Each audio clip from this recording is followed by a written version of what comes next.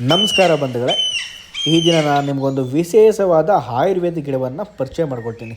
ಹೌದು, ಇದಂತೂ ನೀವು ಸರ್ವೇ ಸಾಮಾನ್ಯವಾಗಿ ನೋಡಿರ್ತೀರ, ಆದರೆ ಇದರ ಉಪಯೋಗ ಏನು, ಇದರ ಹೆಸರೇನು ಅನ್ನೋದು ಕೂಡ ಸರಿಯಾಗಿ ಗೊತ್ತಿರಲ್ಲ. ಹೌದು, ಇದನ್ನು ನಾವು ತಗಜೆ ಗಿಡ, ಚಗಜೆ ಗಿಡ, ಹಾಗೆ ಸಂಸ್ಕೃತದಲ್ಲಿ ಇದನ್ನು ಚಕ್ರ ಮರದ ಅಂತ ಎಲ್ಲ ಕರಿತೀವಿ. ಬಂಧುಗಳೇ, ಇದರಿಂದ ಏನಪ್ಪ ನಮಗೆ ಆರೋಗ್ಯಕರ ಲಾಭಗಳು ಅಂತ ನೀವು ಕೇಳಿದ್ರೆ ತುಂಬ ಲಾಭಗಳಿವೆ. ಮುಖ್ಯವಾಗಿ ಚರ್ಮದ ಸಮಸ್ಯೆಗೆ ಇದು ಒಂಥರ ರಾಮಬಾಣ ಥರ ಕೆಲಸ ಮಾಡುತ್ತೆ. ಅದರಲ್ಲೂ ಗಜಕರ್ಣ, ರಿಂಗ್ವರ್ಮ್ ಅಂತೀವಲ್ಲ, ಈ ಒಂದು ಚರ್ಮದ ಸಮಸ್ಯೆ, ಈ ಚರ್ಮದ ಸೋಂಕು ತುಂಬ ಜನಕ್ಕೆ ಕಾಡ್ತಾ ಇರುತ್ತೆ.